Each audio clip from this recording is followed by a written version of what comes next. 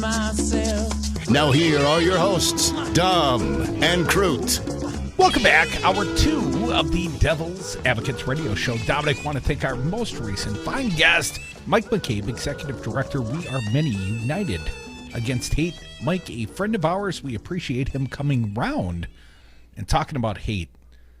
And Dom, I believe you're sort of a chill guy. You don't hate, but I know plenty of haters out there in this world. Haters gonna hate. Yeah, but haters gonna hate is a little different than like joining an active hate group and writing up new fancy designs for your hate group logo. I mean, it's one thing to criticize, and I think we kind of use that word a little too loosey-goosey.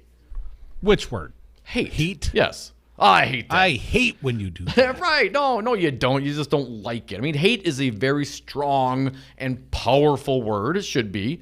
And I think, like Speaker Pelosi's reaction today, perhaps, shows that. Dom, I know we got a few holders on the phones at 844-967-2789. Don't be haters, just be holders for a little bit longer. Let's get some of the eagerly anticipated Speaker Nancy Pelosi sound. She wasn't taking any guff this morning. Her and Joe Biden, they both apparently woke up on the wrong side of their respective beds. Here she is talking about impeachment. Yes, they will proceed with articles. Cut number 10, Nancy Pelosi.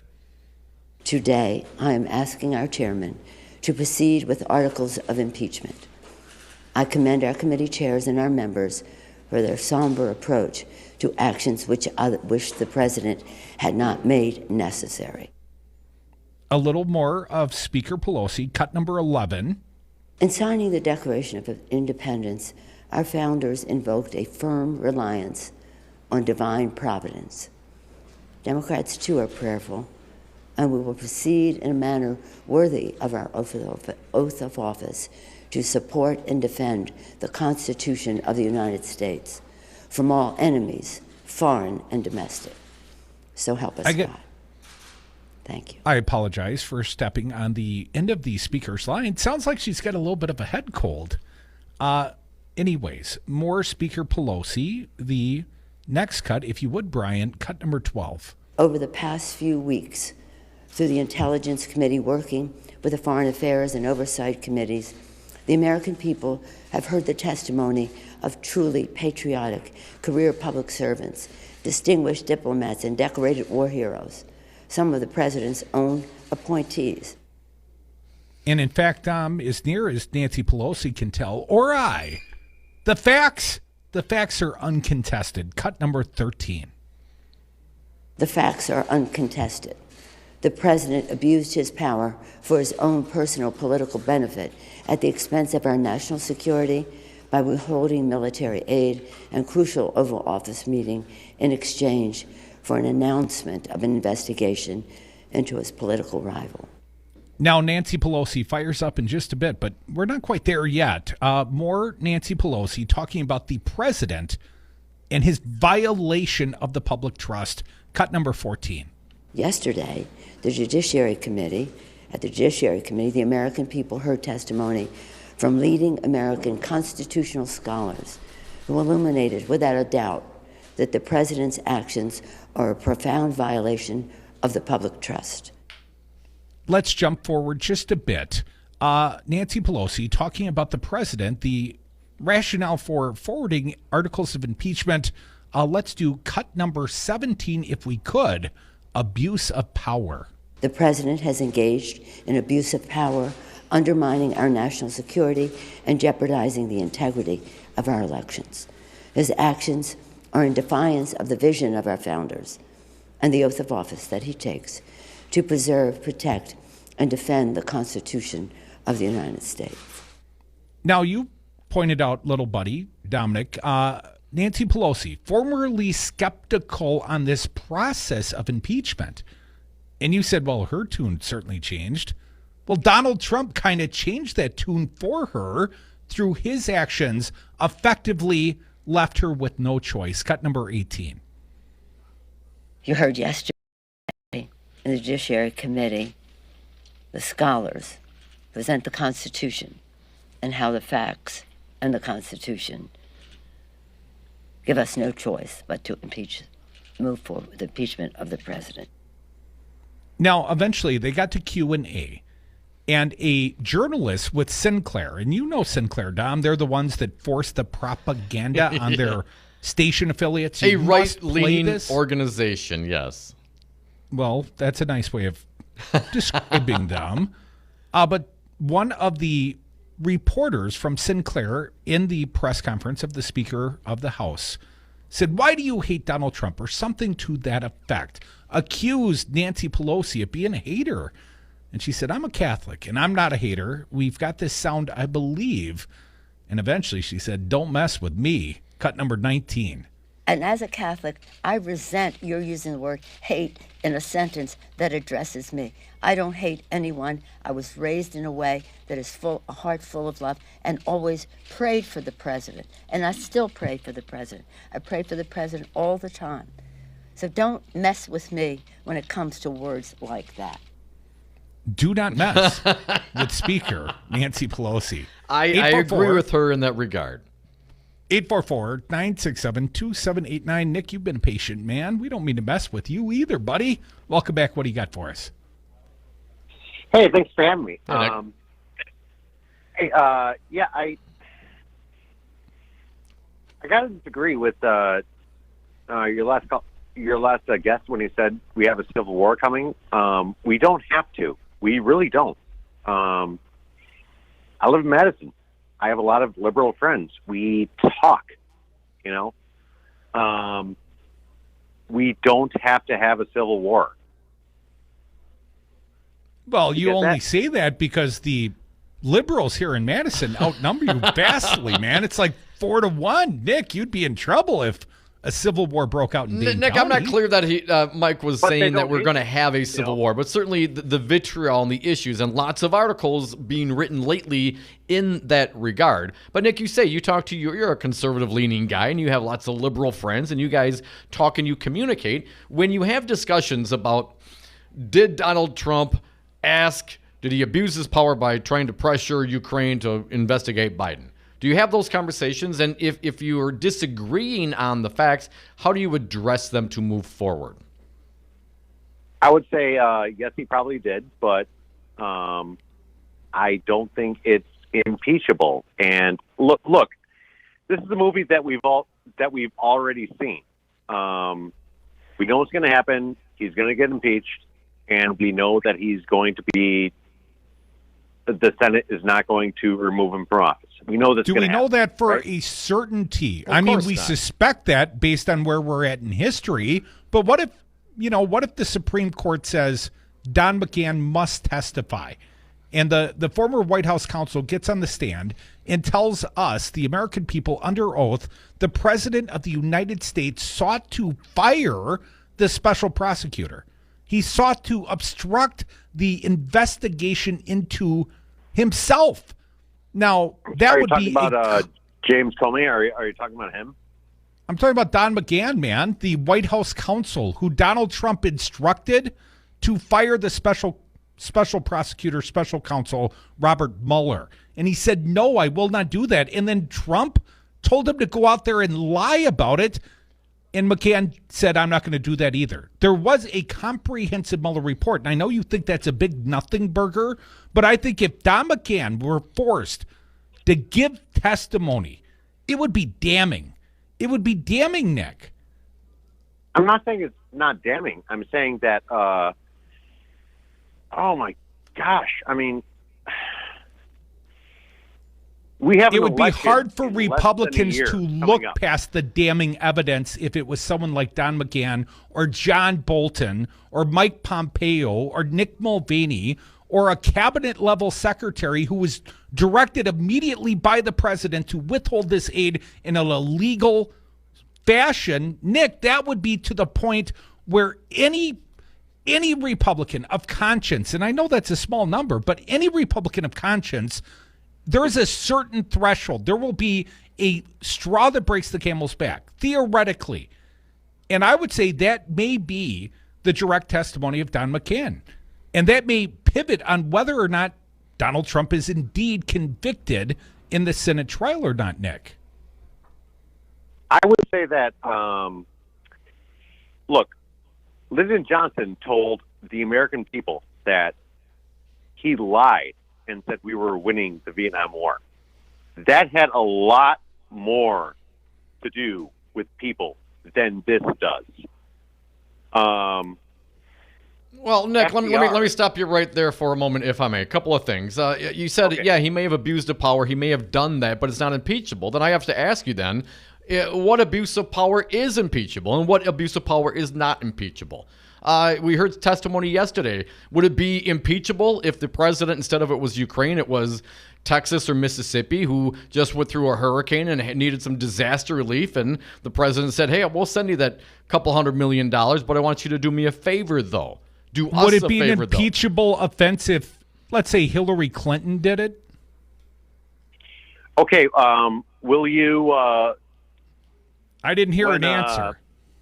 I would say yes. If Hillary Clinton behaved in the same manner that Donald Trump is doing right now, any politician, Nick, and that's the point. It's not about an election coming up next year. It's not about an election. Hang on, let me finish. It's not about an election coming up next year. This is about setting the precedent for future presidents and how we're going to self-govern, Nick. And I don't want it to be said that any president can go and put this, hold up hundreds of millions of dollars in security aid to an ally in order to perpetuate his further political successes. That's not okay with me, Nick. I don't give a damn if it's a Republican or a Democrat. I understand that, but we have a presidential contender running right now, Joe Biden.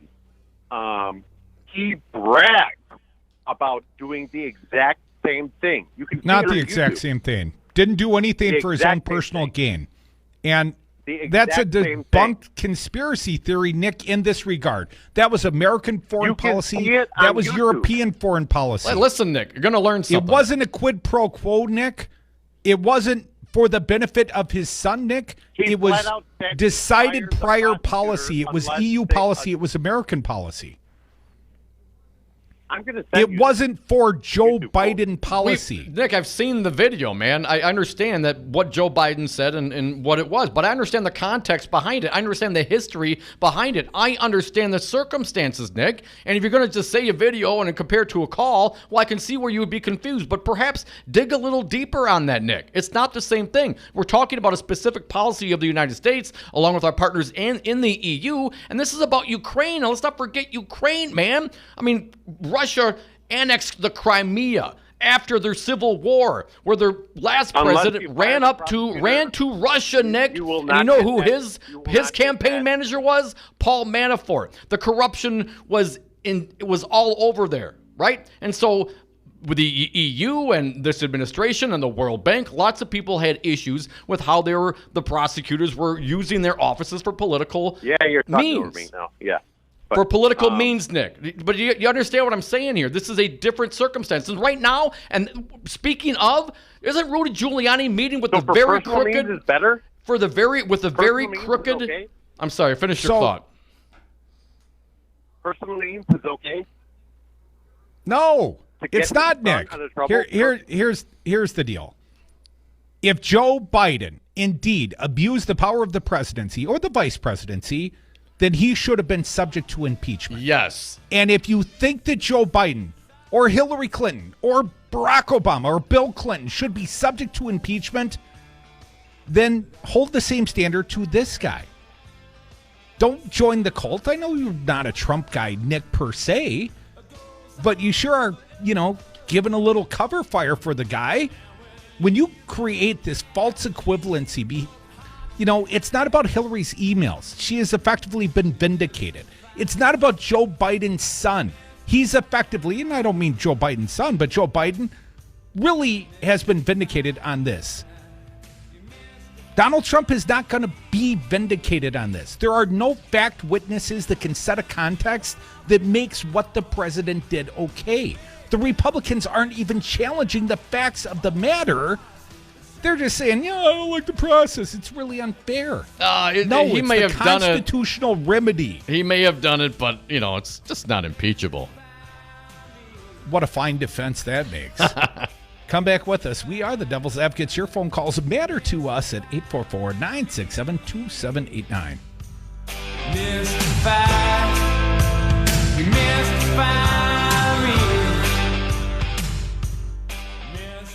I think it's a very unfair thing, what's going on. It's no big deal. In a union, there is strength. Wisconsin has had a long history with the organized labor movement in America, fighting for stronger wages, affordable health care, and retirement security, the values of the middle class. You can be part of that experience. Let Teamsters 200 be your partner. Your voice matters. Call Teamsters Local 200 at 414-771-6363 or visit us at www.teamsterslocal200.com or on Facebook. Make a difference. Union Yes. Businesses today thrive and survive with technology. At Five Nines, we provide businesses with the IT tools they need to stay relevant. We offer enterprise-level solutions at competitive prices. I'm Todd Stryker, President and CEO of Five Nines. Let us manage your IT so you can focus on more important things, like running your business. Check us out at fivenines.com. That's the number 5, NINES.com. Tom has been a teacher for over 40 years. One day, I think one of the students had asked the question and he didn't remember the answer. And I also noticed that he was letting his class out earlier than they were supposed to let out. I was really starting to worry. Levi and I talked about how it would change our lives, but he was there beside me. When something feels different, it could be Alzheimer's. Now is the time to talk. Visit alz.org/ourstories to learn more. A message from the Alzheimer's Association and the Ad Council. Listen to the Devil's Advocates live weekdays from 3 to 6 p.m. Scott Walker tweeting out from a La Quinta in a Rancho del Solio Ronald Reagan fashion shirt. You know, only as a guy online. who's wearing a Bernie Sanders shirt, how can you Mine's rip on a bootleg. guy for wearing a Ronald Reagan shirt? Buddy, I got a Bernie bootleg on. This is cool on so many levels. You don't even know how cool I I am. do not. If it could just be a little tighter.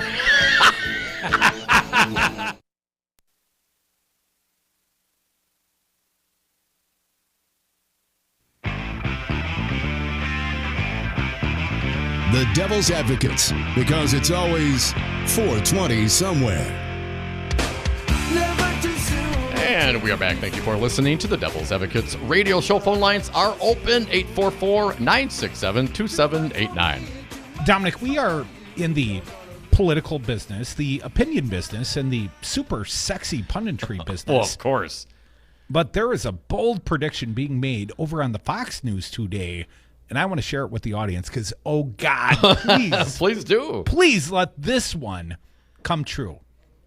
Fox News legal analyst Andrew Napolitano predicted that President Donald Trump would testify during his impeachment trial. What? Please let it be so. Napolitano told American's newsroom anchor Bill Hemmer on Thursday that he believed the president would testify on his own behalf once the House votes to impeach him. And I would point out, Tom, December 18th, the full House vote on impeachment. And then the prediction, a question asked by Hemmer, if you go to the Senate trial, who testifies on behalf of the president? Himself, Napolitano said. Hemmer seemed surprised, but Napolitano said he believes that will happen. I do, Napolitano said. I think it will be the most dramatic legal political event in the history of our era, with the President of the United States testifying under oath in front of the Chief Justice, the full Senate, and 200 million people watching on television, and at least that many listening on the Wisconsin Political Talk Radio Network, because we will play a gavel to gavel if Donald Trump testifies in his own defense. God, from Napolitano's lips to God's ears, I hope that comes true. Oh, man, if he does, you know he's waiting to blurt out, yes, I ordered the code red. 844-967-2789. Annie from Watertown, you're up. Thanks for calling. What do you got? Hey, Annie. If I don't get around to I haven't slept much lately, but due to a family crisis, health crisis, I I've read about it, I've heard about it, but I was actually exposed to some of the Fox News stuff. Ooh. I don't have cable and I don't have the opportunity to see it, but, it was as if yesterday wasn't enough stuff coming in, but Laura Ingraham, with Sensenbrenner, oh my God, it was traumatizing. I think I should up Annie, my I think you need a double dose of penicillin. Yeah, well. One for each ear canal. Yeah, but it was pretty weird, the things I heard, because the hypocrisy is just amazing. But if I could say one thing, during the hearing, the little bits I could see of it, somebody, was like, oh, point of order, or something like that. But the minority party gets to have a hearing, which was very interesting to me, because I was so glad this jerk Sensenbrenner was not my congressman at that point. But I think Conyers was holding a hearing meeting in the lower level of the Capitol. And I think, between Al Franken or Tom Hartman, whoever I heard about it on, probably 2003 or whatever. The meeting was going on, and James Sensenbrenner entered the room hollering and crazy, pulling out the plugs and everything, saying, you can't have a meeting. The meeting was totally under the, okay. Annie, got to cut you short. Sorry, I think I heard that story once. Come back with us. More Devil's Advocates, more of you on the phones as well. 844-967-2789. Want to be more presidential? Tweet the Devil's Advocates at Devil Radio. My Shiro always goes the extra mile, stretches every dollar, puts others first. But now it's your time, Mom. Get free tips to help boost your retirement savings now at aceyourretirement.org/Shiro. Brought to you by AARP and the Ad Council.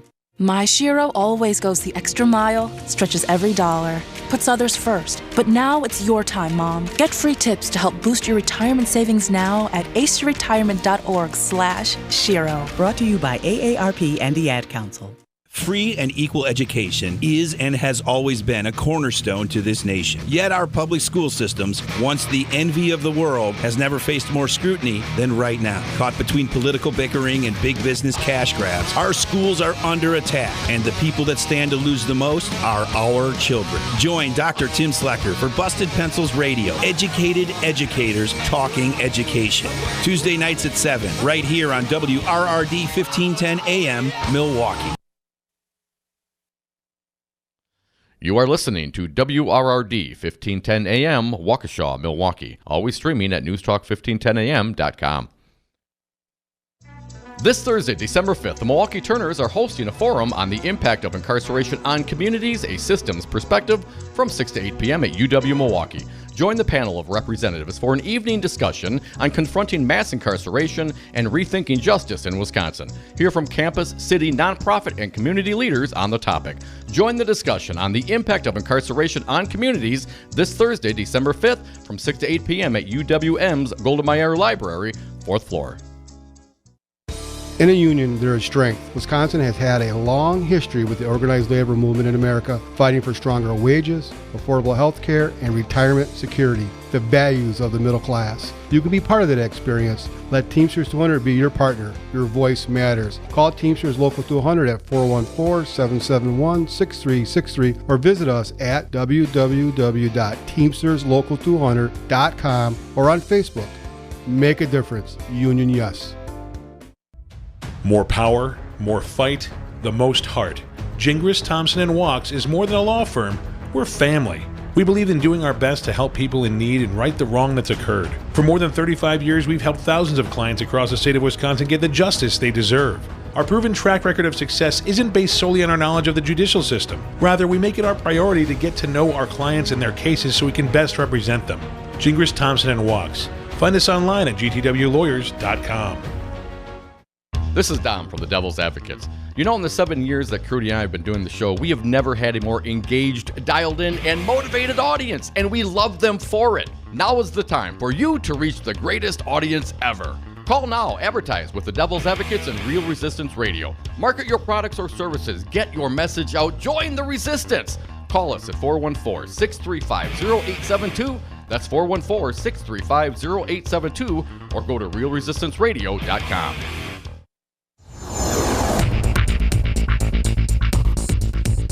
For WRRD and WTTN, I'm Stu Daniels with your headlines. The Wisconsin Elections Commission is planning to ask state lawmakers to set rules for when they should purge the voter rolls. This is in part a response to a lawsuit brought by a conservative group that contends the commission is not removing people from the rolls quickly enough. The commission wants the lawmakers to spell out the rules for when to purge the voter rolls, or they want the power to set their own rules. And the Bucks beat the Pistons last night, extending their winning streak to 13 games.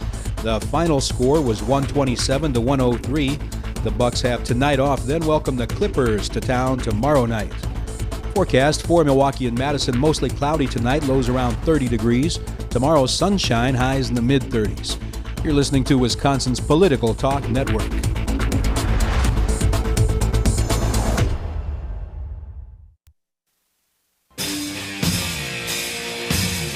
The Devil's Advocates, because freedom. Welcome back to the Devil's Advocates Radio Show. I'm working hard even during the commercial break. You know, conservative Nick from Madison sending me video of Joe Biden. Here's the real quid pro quo. Like I haven't seen the video clip before. And I would point out, I'm not going to defend Joe Biden. I'm not going to defend Hunter Biden. And does it look bad? Yeah, it looks like nepotism to me. Does it look criminal? No, not a skosh. Not at all like what the current president has done. So if you want me to defend the fact that, you know, rich or important and powerful people, sometimes their kids get a good cushy job and they get paid too much, I'd say no. I don't find it any more defensible when it's Hunter Biden or when it's one of the Trump kids. I leave the politics to other people. But if you expect me to say they're exactly the same, no, it's not the same. 844-967-2789. We got far-flung listener Steve from Missouri. How you listening to us, Steve? On a podcast. Well, you there? You got us on the radio live, sir. What's your question or thought today? Well, actually, I've got several comments. You know, when Pamela Karlan referred to Barron Trump, yes, she should have talked about Ivanka Trump, because if my memory serves me correctly, when Donald Trump first became president, she asked Daddy for a title, like Duchess. Oh, I don't know if you guys knew that. I did not know that. Well, Steve, what she could have done as well is gone with the John Barron, you know, his alias, Trump's alias, John Barron. She could have made reference to that, but I didn't find it. He admitted that in depositions at one point that he used the name John Barron to falsely call in and give good press clippings for, you know, the boss, Donald Trump. Oh, yeah. Well, and also, I believe Barr hired Durham to do this investigation. You know, it just come out this morning. They didn't find any evidence whatsoever that was corroborating for Donald Trump at all. Yeah. And apparently How are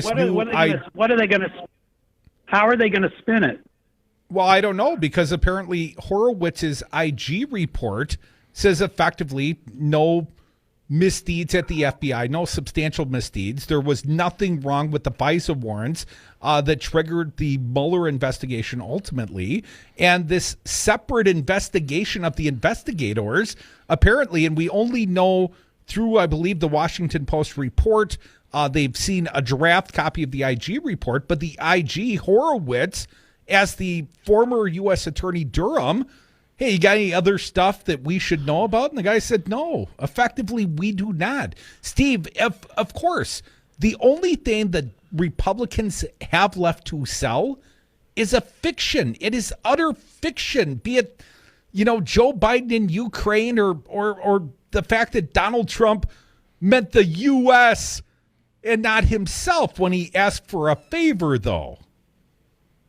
Well, you know, all these people that have either been fired or decided to get out of the game, they've all written books. It's all fiction to begin with.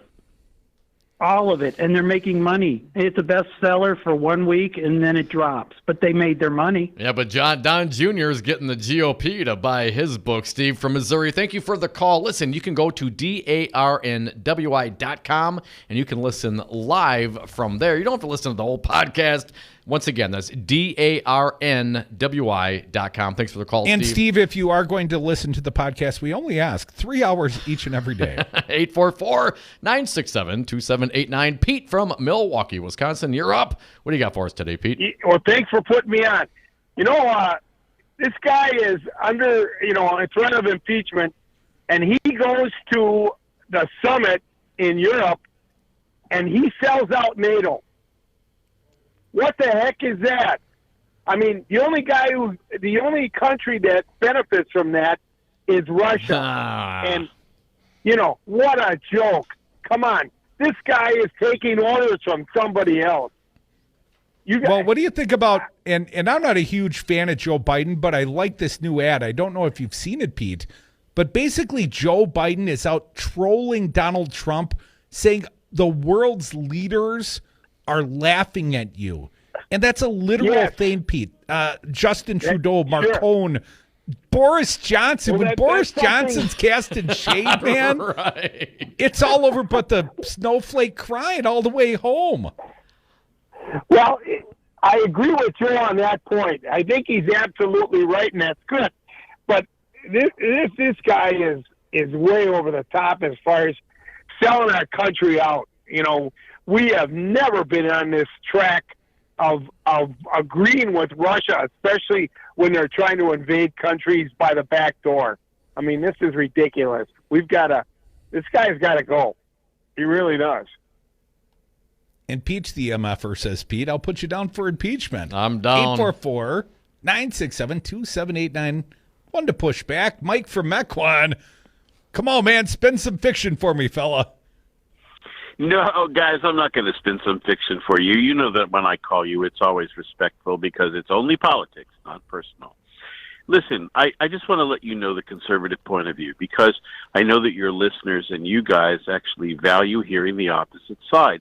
And the opposite side this week, and especially after yesterday, is that we conservatives feel that we dodged a bullet. You know what bullet we dodged? What? We were afraid that yesterday would be so bad for the Democrats that impeachment would not move forward. We not only want, we welcome enthusiastically a trial in the Senate because, as Mr. Trump tweeted today, the Republicans are going to call Pelosi and Biden and Hunter and Schiff to testify in the Senate, just like has happened in previous impeachment trials, and the truth will out. Hey, Mike. Do you believe, like Judge Napolitano predicted over on Fox News today, that Donald Trump will testify under oath? And please, God, tell me yes, he will do so. But do you think the president should testify? Wouldn't that be the way to exonerate oneself? If you're not guilty, testify. Look, he released the transcript, so I don't know what else he could say. He could release the actual audio tape, Mike. How about that? He could come and testify. No, how about the actual audio? Mike, don't you want to hear the audio? Whoa, Dom. Yeah? There's no indication that there is an actual audio tape. Well, not anymore. I agree with you. Well, look, even if don't you think it's going to come out in the trial? Was there ever an audio tape, and did you destroy it? I don't think Mr. the Nixon? audio tape's existence or not is not important. We've had enough fact witnesses like Vindman who were on the phone call, and I agree with you, Mike. Vindman said this is effectively an accurate transcript of the phone call. But, of course, Vindman also was so troubled by that phone call, he told superiors. He went to the lawyers and did others, Mike. So direct fact witnesses to that phone call said it was something less than perfect, sir. Crudy, number one, the transcript speaks for itself. Number two, Vindman should be court-martialed. It does speak for itself. Well, you know what? See, that's the issue here. Guys, look, let's be candid. I'm old enough to remember the Nixon impeachment. The crime was clearly delineated. During the Clinton impeachment, the crime was clearly delineated. And so you're taking the Turley tack that there's no crime here definable by federal statutes yet that's been defined and proven by the evidence. But, of course, Trump is obstructing all efforts to actually get the final fact witnesses that would either exonerate him or lay out the rest of the damning testimony. Crudy, you know a lot about human nature and psychology.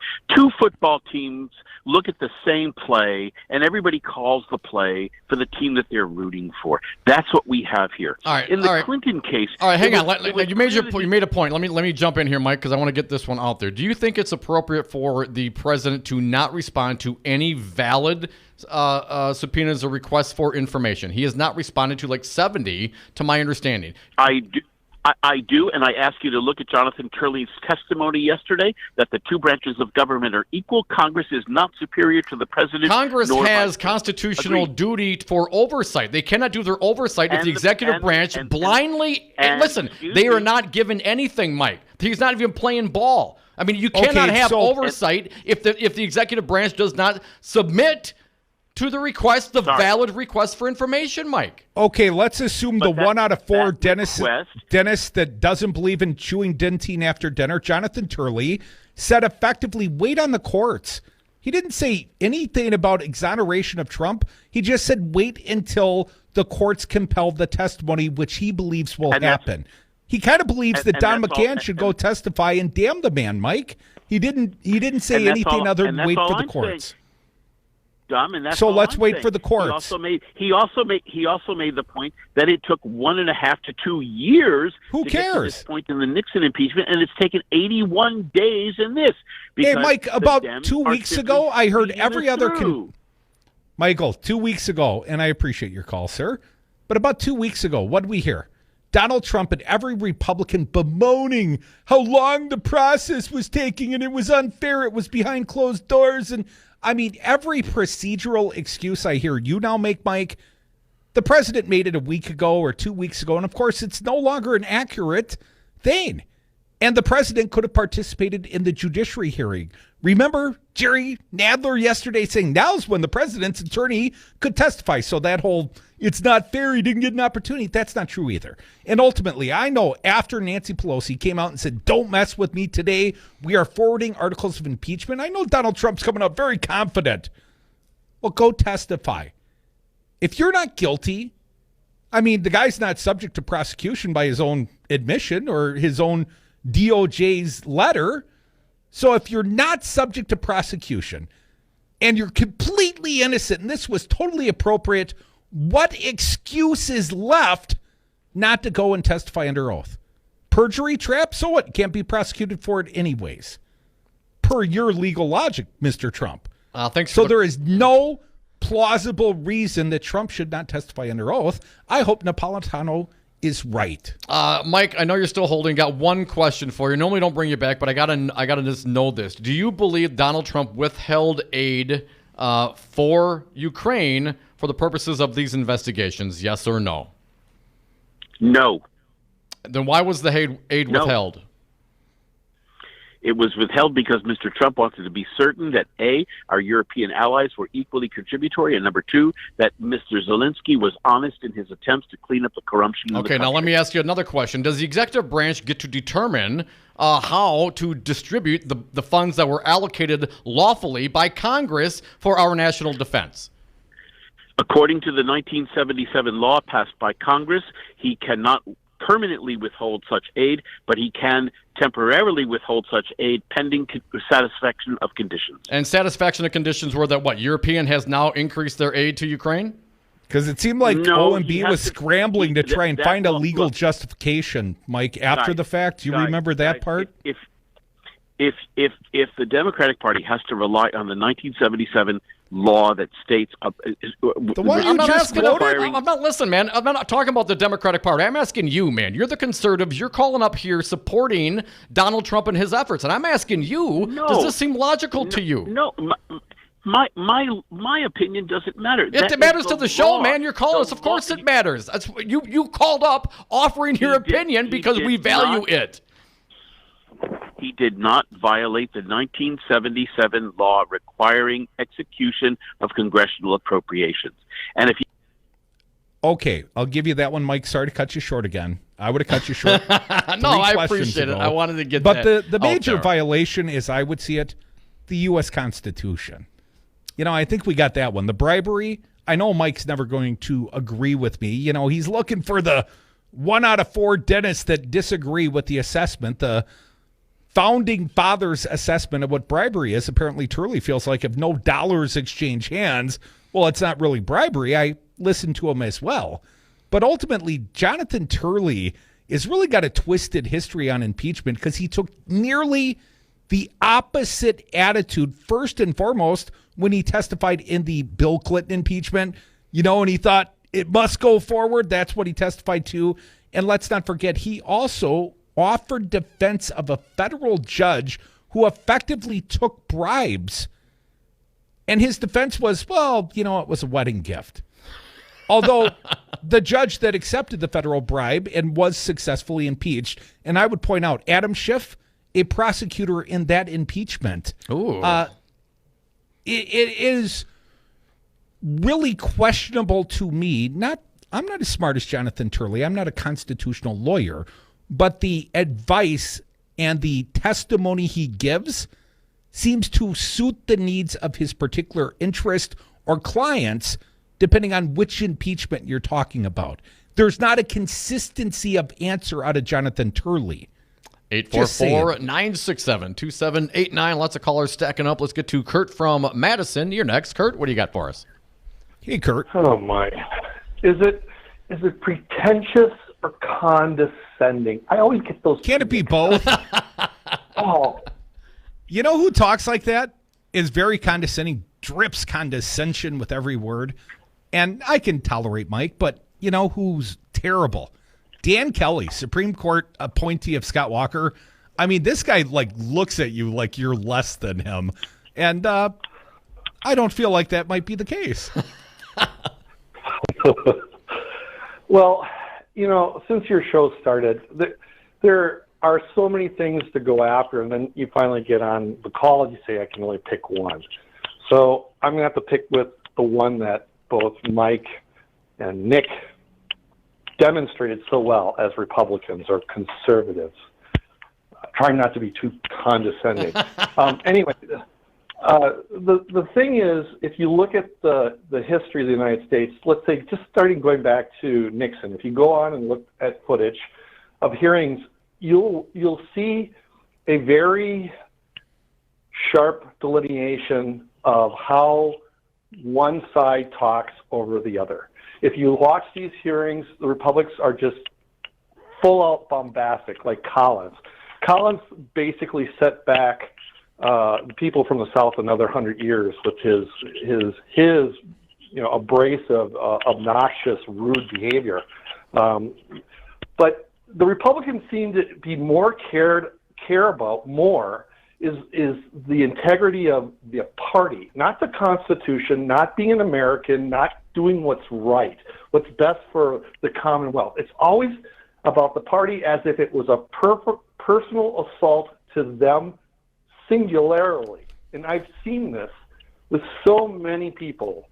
And that's why you can't have a conversation with them, because they don't want to come to the table and discuss and argue over the facts and have a civil conversation, unlike the Republicans in this hearing demonstrated.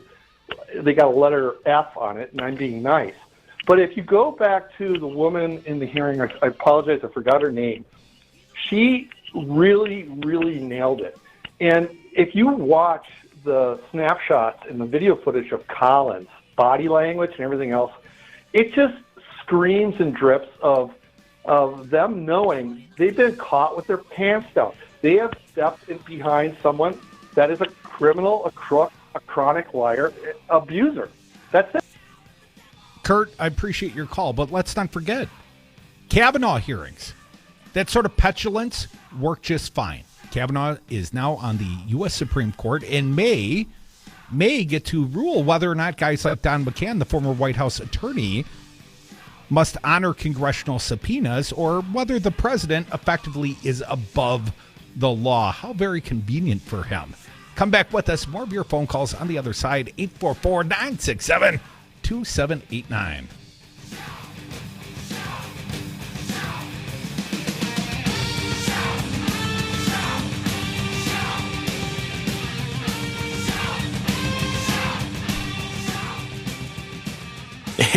Man, what are you talking about? What are you talking about, man? I don't know what we're yelling about! I got a pretty good dang old idea what's going on. I'll tell you what, man, it'll... Loud noises! Tune in this Saturday, December 7th, for a special broadcast event. The International Brotherhood of Teamsters will host a presidential forum starting at 2 p.m. from Cedar Rapids, Iowa. Democratic presidential candidates Biden, Booker, Buttigieg, Klobuchar, Sanders, and Steyer discuss union rights, retirement security, and fair trade policies. Brought to you by our friends at Teamsters Local 344 and Teamsters Local 200. The Teamsters Presidential Forum, live Saturday 2 to 6 p.m., rebroadcast Sunday noon to 4. Stay tuned in to Wisconsin's Political Talk Network.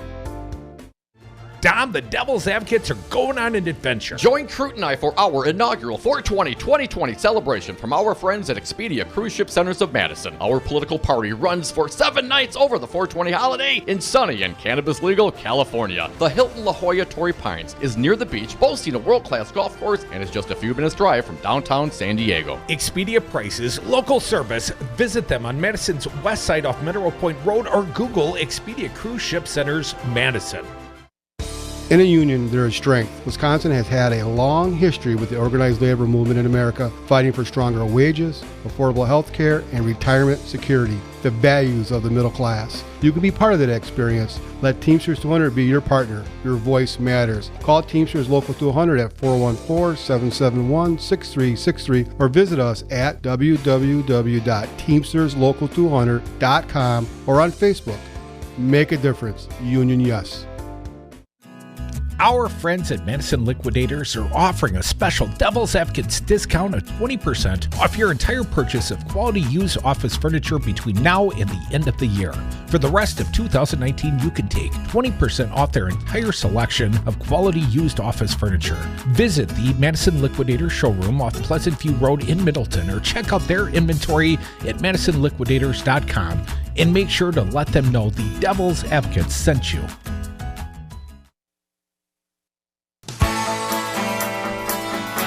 Women want them. Men want to be them. Tom and Crute on the Devil's Advocates. And we are back. Thank you for listening to the Devil's Advocates radio show. Phone lines are open 844-967-2789. We'll try to squeeze you in before James Santelle, former U.S. attorney, joins us at the top of the hour. Let's get to it. Dick from Madison, you're next. Thanks for calling, Dick. What do you got? Hey, Dick. Oh, hang on. Dick, there you are. One of the things Mike brought up was kind of interesting. He said that one of the big things he held back the money for was because of the corruption, didn't he? Well, then why was he funneling money there in 17 and 18 with no problems before Zelensky was elected? Well, stop using logic and timelines, Dick, or you might dispel some of the fiction. Well, if that's the case, Dick, perhaps we should stop sending money to Israel, seeing as Netanyahu was under indictment as well. There you go. But here's another thing. This constant harping on how fast this is happening now. Guess what? We drive around in cars now. We don't have horses anymore. And, you know, my gosh, back in 1974 when they compare it to the Nixon Watergate impeachment trial, I mean, Al Gore just basically just invented the internet. Things didn't move as fast in 1974. Hey, Dick, do you remember the 2 years prior where every Republican whined about how long the Mueller investigation was taking? Yes. I tell you what, if it's simply a timeline, you must expend so many hours and days consecutively on the investigation and laying out the crimes of the president.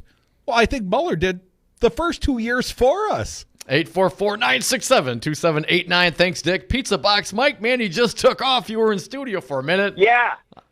What do you got? 3 hours three out of four constitutional experts. I was waiting for the squirrel to crawl up Turley's leg and bite him you-know-where. But, I think it'd be more appropriate for him and his crowd. I think they're into gerbils, if I'm not mistaken. Listen, for Mike and Nick and Gary, Trump, for him to say that he's concerned about corruption in another country as he's, totally destroying democracy in America, I mean, that's a joke. The man embraces corruption. His whole business model is corruption. He was trying to establish corruption there. And your guys' candidate's so bad. Every time I have to vote for somebody like Hillary Clinton and Joe Biden. I think it's about time that everybody just stopped doing that and feel the burn, since we were going to talk about him. I know we're not even going to get to Bernie, I don't think, today. Here's a thought on Bernie Sanders. New polling out of California in its monstrous haul of delegates. Bernie Sanders, your number one candidate. Really? Bernie also moved into first place preference amongst college students in this nation. In both cases, Bernie has supplanted Elizabeth Warren. Come back with us and a fine guest in studio. It is James Santelle, former U.S. attorney. Hope you ain't sick of impeachment talk yet. Otherwise, it's going to be a short time with Jim.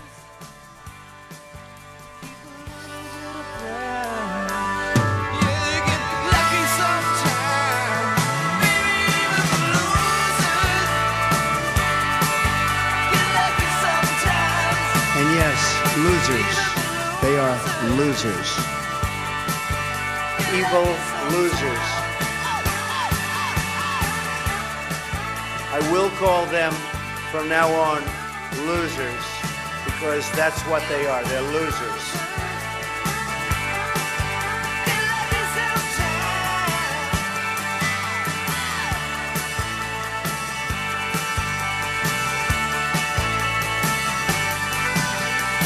Do you want to be a winner? All the winners I know like the Devil's Advocates Facebook page. I'm all about resist.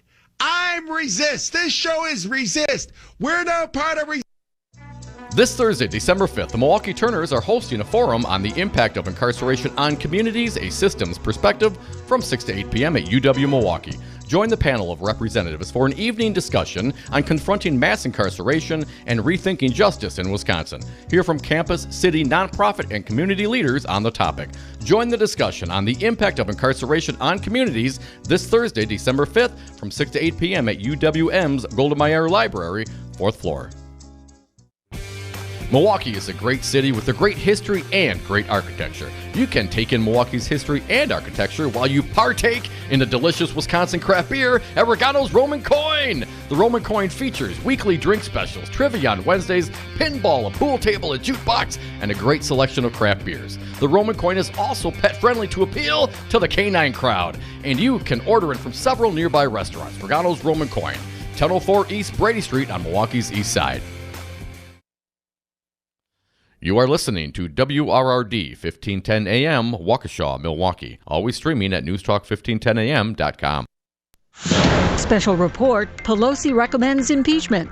House Speaker Nancy Pelosi said there is no choice but to proceed with the articles of impeachment against President Trump. Correspondent Phil Mattingly explains what they may include. Abuse of power, bribery, obstruction of Congress, and obstruction of justice. Correspondent Bob Costantini reports President Trump tweeted, if the House Democrats are going to impeach him, do it now fast so he can move on to the Senate trial. The White House is counting on solid support in the Senate, where 20 GOP members would have to bolt from President Trump to remove him from office if all Democrats voted to convict. After Speaker Pelosi made her announcement, the president's response to questions about the move has not changed from what it was before. Are you concerned about the stain that impeachment might have on your legacy? No, not at all. Not at all. It's a hoax. Members of Trump's impeachment defense team have been meeting with Republican senators to discuss how to limit the political damage a Senate trial will have. House Democrats could introduce the articles as soon as next week. I'm Barbara Cusack. A Black Hawk helicopter with 3 crew members on board has crashed near Pearl Lake in Minnesota this afternoon, according to the Minnesota National Guard. There is no word yet on the fate of the crew. The State Department accused Iranian security forces of killing more than 1,000 protesters, including children, during days of widespread demonstrations in Iran. Special Envoy Brian Hook. We have seen reports that protesters have been subject to abuse and mistreatment during interrogations, arbitrary beatings, and rape.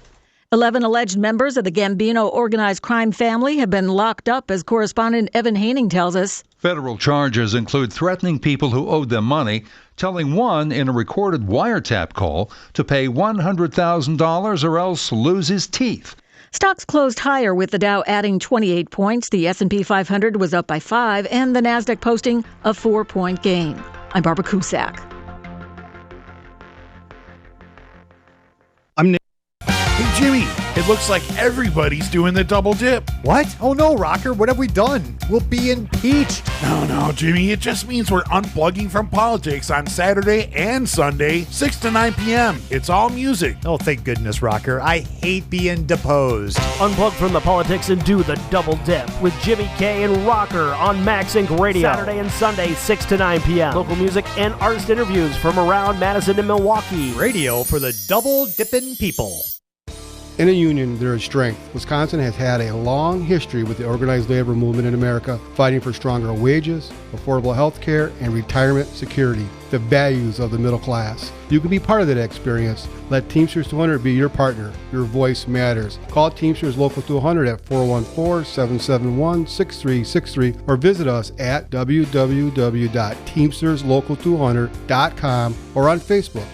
Make a difference. Union yes.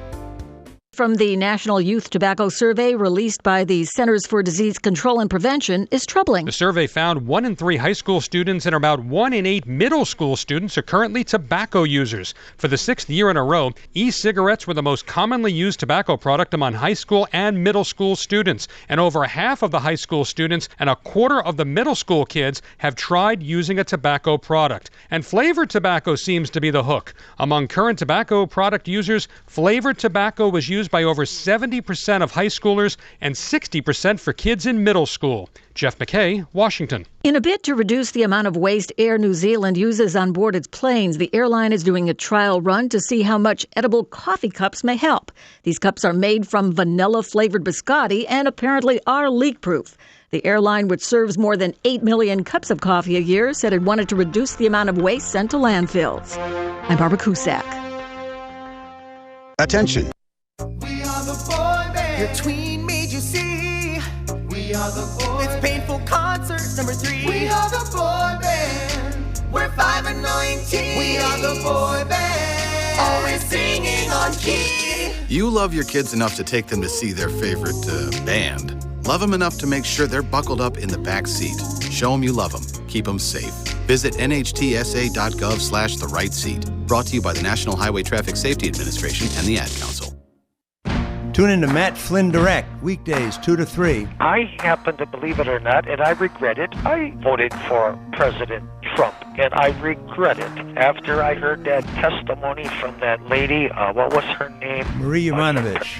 Look, this president, he did threaten to hold up front if Ukraine didn't dig up some kind of dirt on Joe Biden and his son. It's like extortion. He should be pissed off at Trump. That's Matt Flynn Direct, weekdays 2 to 3.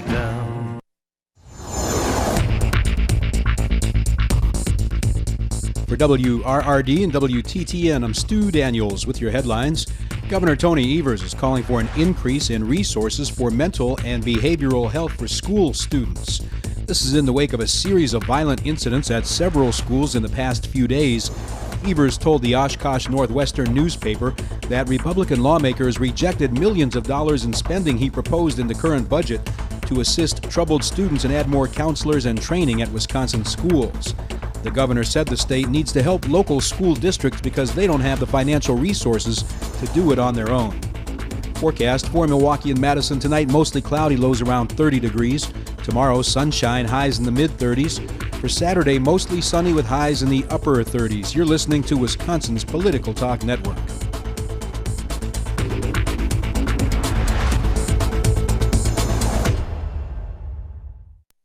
Warning, you are about to listen to the greatest radio show ever.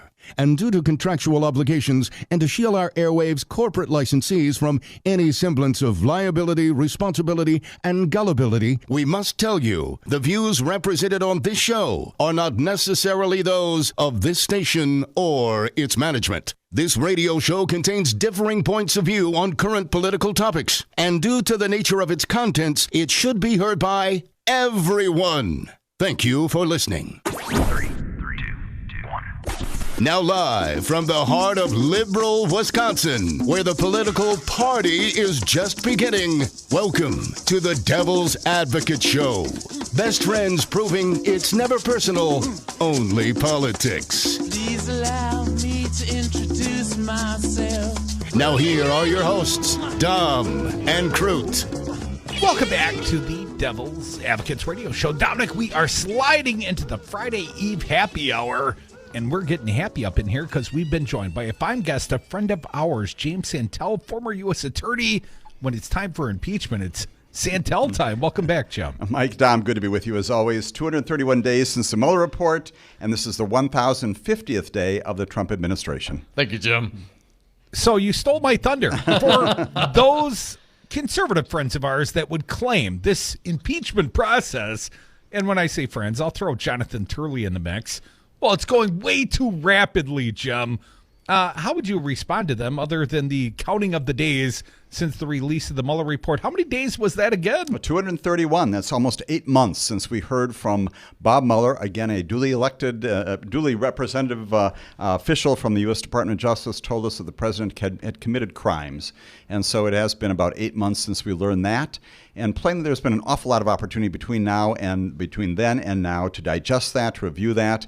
One of the things that plainly is the question out there right now is whether or not the findings from that Mueller report will find their way into the impeachment articles that that Nancy Pelosi announced would be put together today. I'm very hopeful of that, Jim. If there were to be some items from the Mueller report added to this impeachment, what do you think the best ones would be? Sure. And again, as we have talked before, this is just the Jim Santelle version of what should be happening out there.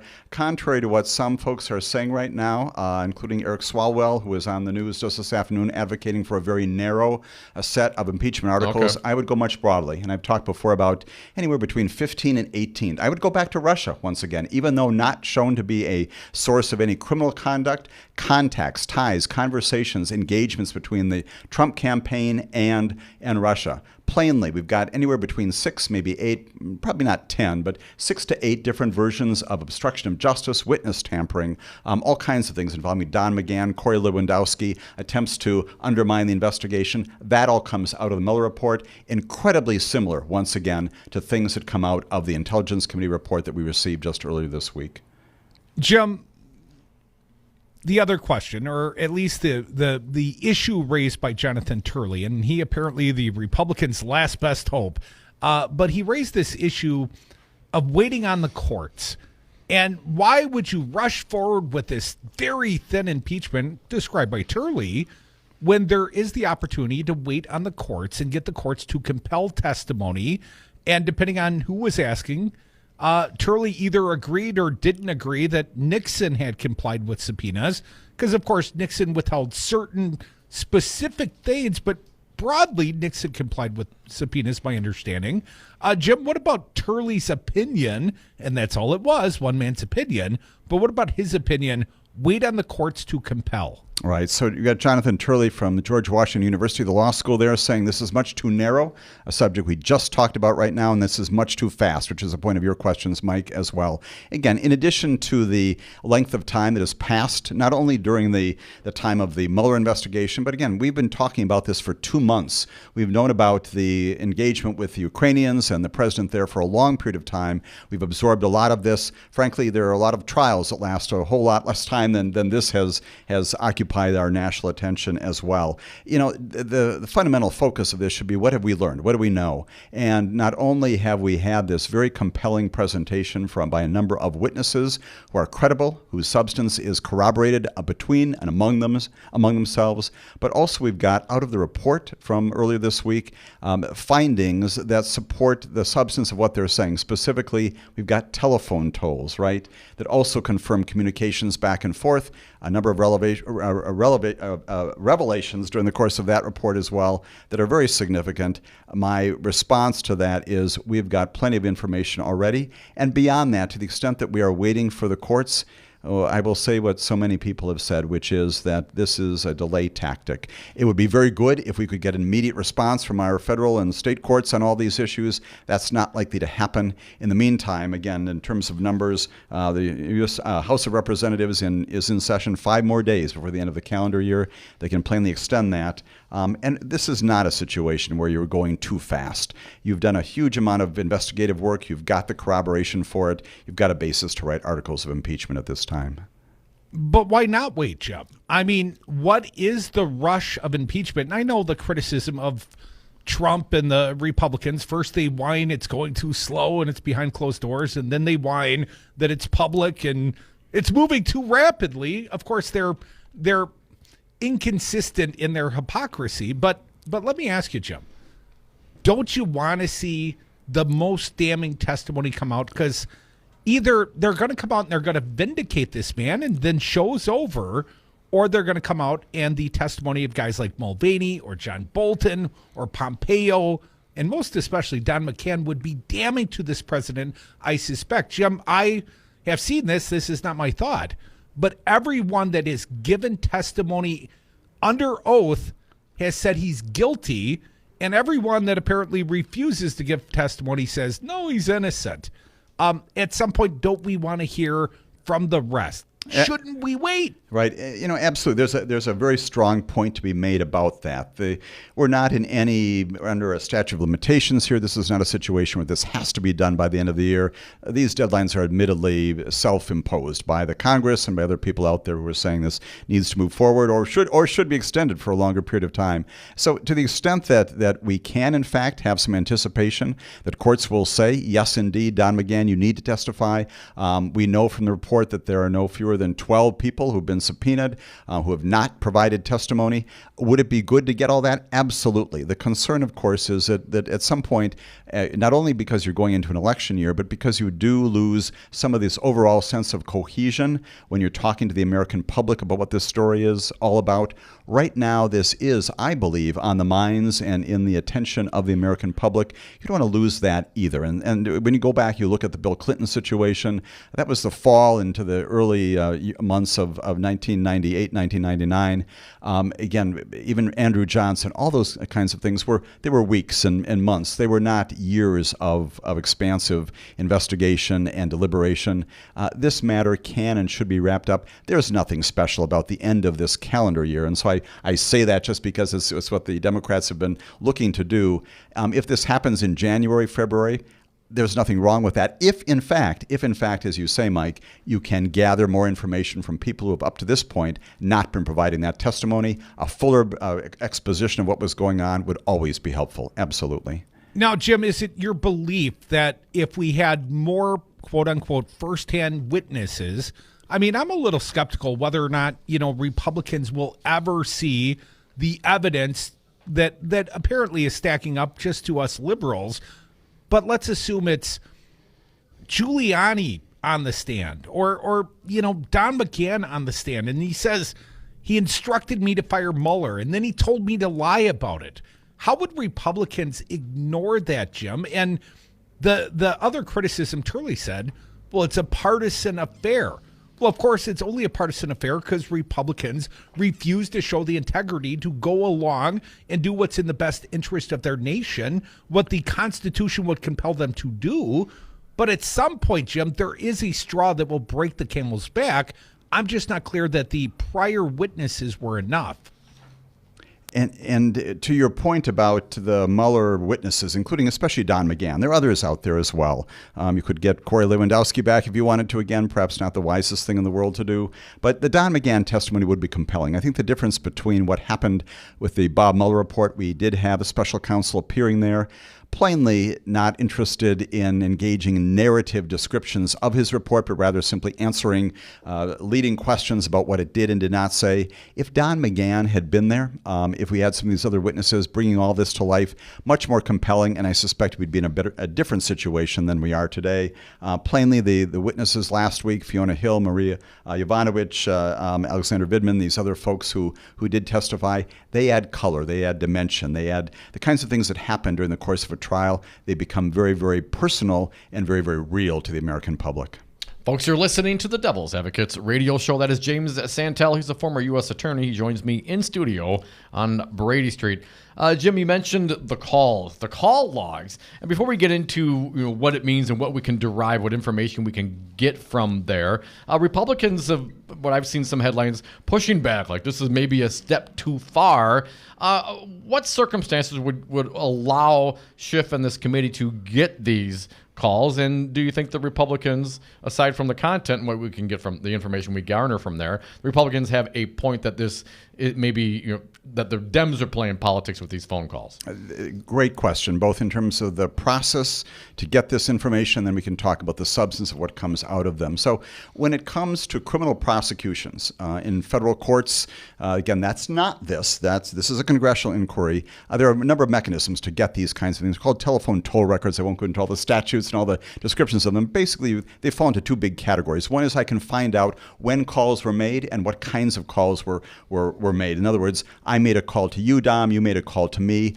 Depending upon the nature of my electronic request, we can find out perhaps even where that call came from, do some of that.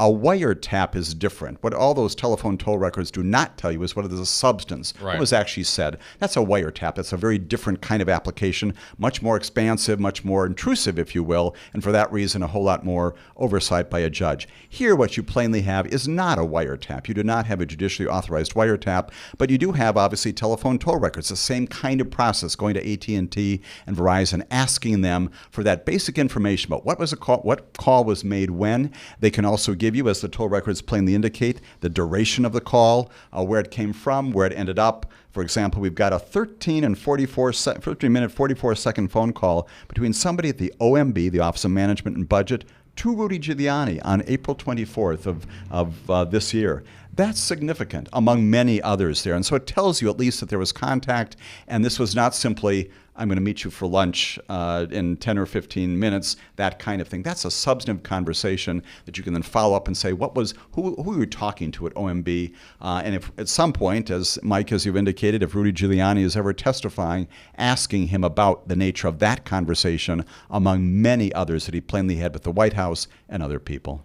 Jim, I heard Rush Limbaugh today talk about the phone records that Adam Schiff and the Intelligence Committee released as part of their report, sort of a subdued release. They didn't bring a lot of attention to the phone records, but to hear Rush tell it, that is a clear abuse of power on behalf of Adam Schiff. Your thought on that? How do you think, or what would be a permissible way for him to garner these phone records? Not at all. This is not a difficult thing to understand. This is a part of a routine investigative matter. I will confess that I'm not intimately familiar with all of the practical trappings of the House getting this information. But again, commercial providers can and do collect this information and can give it for a legitimate investigative purpose. If you and I simply call up and say, I'd like to find out what my neighbor's doing, that sort of thing, you're not going to get a response on that. But if you've got a legitimate investigative source who's asking for the information, that can be provided. So this notion that somehow because it is a telephone toll record or that somehow it's gone too far is frankly just plain absurd. And again, isn't it important to the extent that the argument is made, well, gee, you've got all these other folks who came in, talked about these other conversations, but what's the corroboration for that? We don't know if these folks are telling the truth or there's some huge conspiracy. Now you've got technical information confirming some of these things, including, of course, that Devin Nunes himself was having these contacts with Lev Parnas and others. You've got corroboration. Devin Nunes was having contacts with these people. He did not disclose that and perhaps was not required to, but I would think that if you're having discussions about these things and you are involved in them, that maybe you should let people know that and maybe recuse. Absolutely. Careful what you say, boys. He might sue you for $435 million. Absolutely. In a normal situation, again, in a regular proceeding in federal court, state court, the recusal would not be a close question. You cannot be a witness. You cannot be appearing, provide information, also be the investigator. Again, when it comes to the Senate, we've got all kinds of issues there as well, including with our own senior senator in the state of Wisconsin, who could well be a fact witness with respect to some of these conversations, too. It is a very different environment, a very different forum. And our good friend Dominic has booked that perhaps juror fact witness Ron Johnson on Friday the 13th. We'll have him in studio. We'll depose him for you, Jim. Come back with us, our good friend, fine former U.S. Attorney James Santelle. More Devil's Advocates on the other side.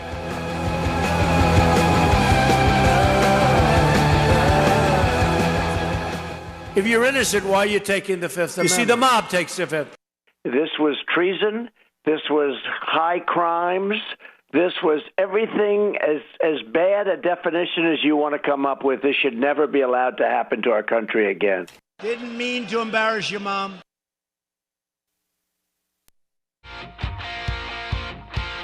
Tune in to Wisconsin's Political Talk on Talk 1017 FM. Weekdays, you can hear the Earl Ingram Show from 6 to 9 a.m. Next, it's Stephanie Miller from 9 to 11. From 11 till 2, the Tom Hartman program. At 2 o'clock, it's Matt Flynn Direct. From 3 to 6, the Devil's Advocates. And at 6, it's Busted Pencils, Brandy Grayson, and Maggie Dawn. Wisconsin's Political Talk. Listen online at talk1017fm.com. In a union, there is strength. Wisconsin has had a long history with the organized labor movement in America, fighting for stronger wages, affordable health care, and retirement security, the values of the middle class. You can be part of that experience. Let Teamsters 200 be your partner. Your voice matters. Call Teamsters Local 200 at 414-771-6363 or visit us at www.teamsterslocal200.com or on Facebook. Make a difference. Union Yes. More power, more fight, the most heart. Gingras, Thompson & Walks is more than a law firm. We're family. We believe in doing our best to help people in need and right the wrong that's occurred. For more than 35 years, we've helped thousands of clients across the state of Wisconsin get the justice they deserve. Our proven track record of success isn't based solely on our knowledge of the judicial system. Rather, we make it our priority to get to know our clients and their cases so we can best represent them. Gingras, Thompson & Walks. Find us online at gtwlawyers.com. This is Dom from the Devil's Advocates. You know, in the 7 years that Crudy and I have been doing the show, we have never had a more engaged, dialed in, and motivated audience, and we love them for it. Now is the time for you to reach the greatest audience ever. Call now, advertise with the Devil's Advocates and Real Resistance Radio. Market your products or services, get your message out, join the resistance. Call us at 414-635-0872. That's 414-635-0872, or go to realresistanceradio.com.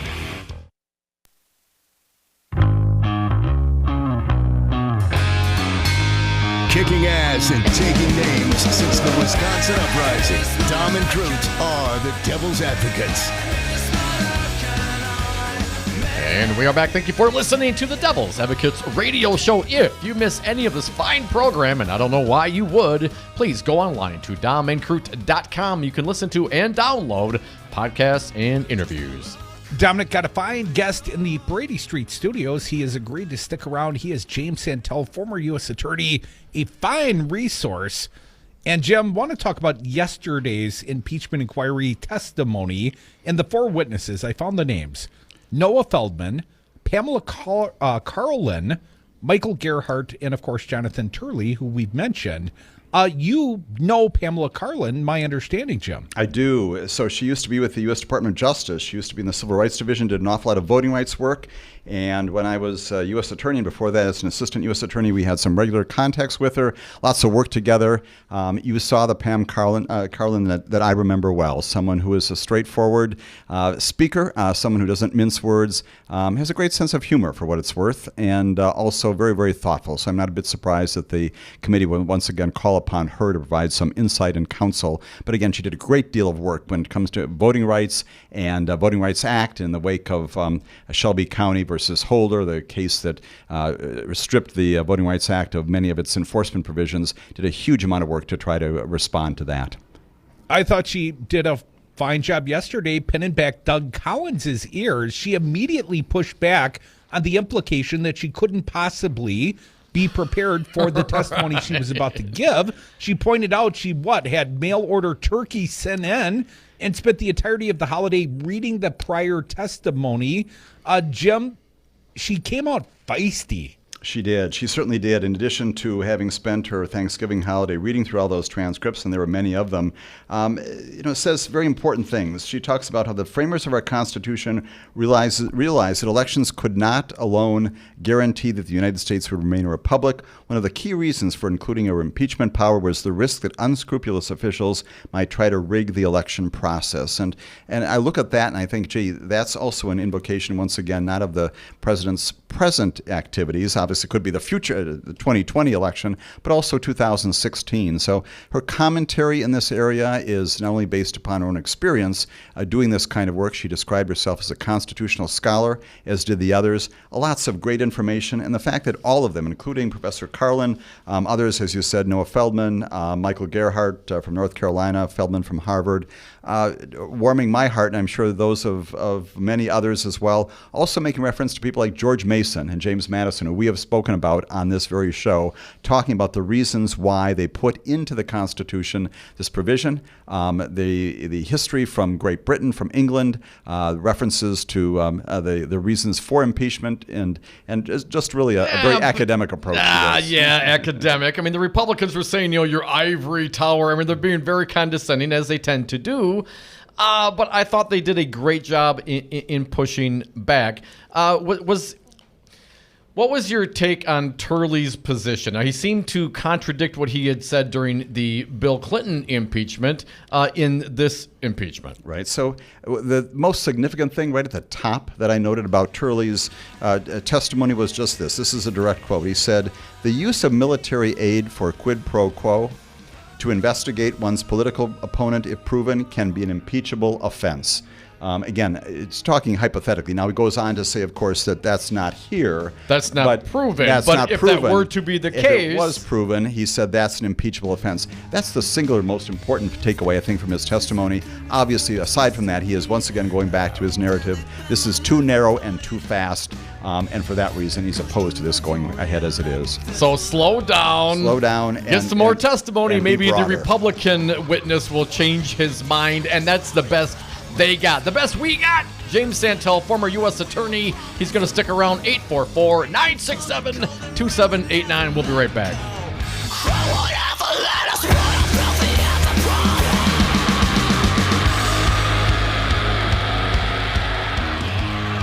If politics is boring, you're doing it wrong. Check out more at diamondfruit.com.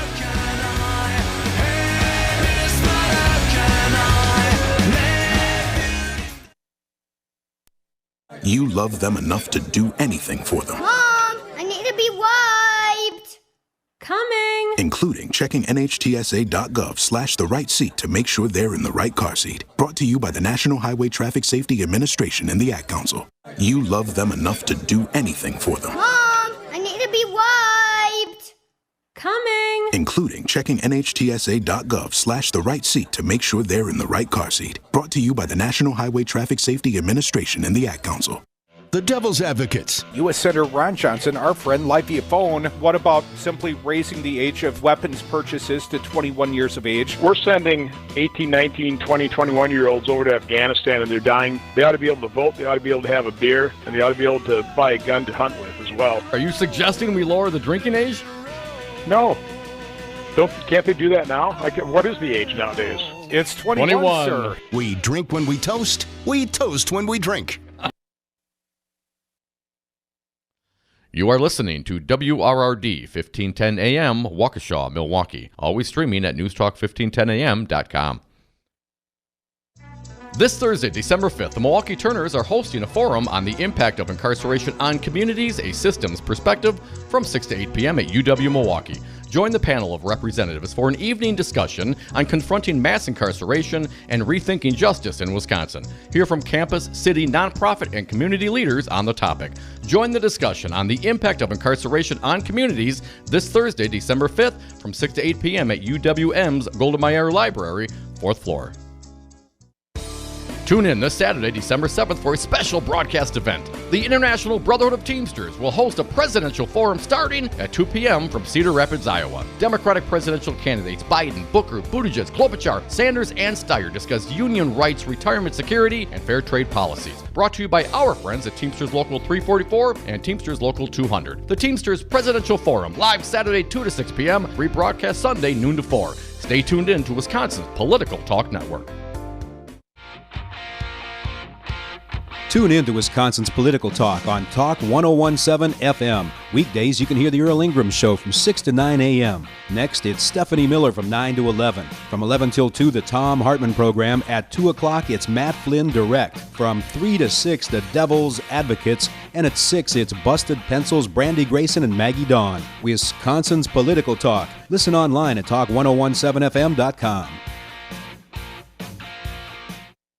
In a union, there is strength. Wisconsin has had a long history with the organized labor movement in America, fighting for stronger wages, affordable health care, and retirement security, the values of the middle class. You can be part of that experience. Let Teamsters 200 be your partner. Your voice matters. Call Teamsters Local 200 at 414-771-6363 or visit us at www.teamsterslocal200.com or on Facebook.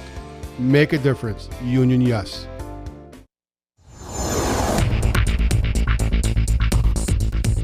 For WRRD and WTTN, I'm Stu Daniels with your headlines. The results of a new round of research on well contamination in southwestern Wisconsin found that most of the wells that were tested contained fecal matter from animals and humans. The findings are part of a study to learn more about the source of well water contamination in rural Wisconsin. The new research covers Grant, Iowa, and Lafayette counties and showed that 25 of 34 wells, or 74%, had evidence of both human and livestock sources. DNA testing shows there are multiple sources of the contamination, including cattle, pigs, and septic systems. Forecast for Milwaukee and Madison: tonight mostly cloudy, lows around 30 degrees. Tomorrow, sunshine, highs in the mid-30s. You're listening to Wisconsin's Political Talk Network.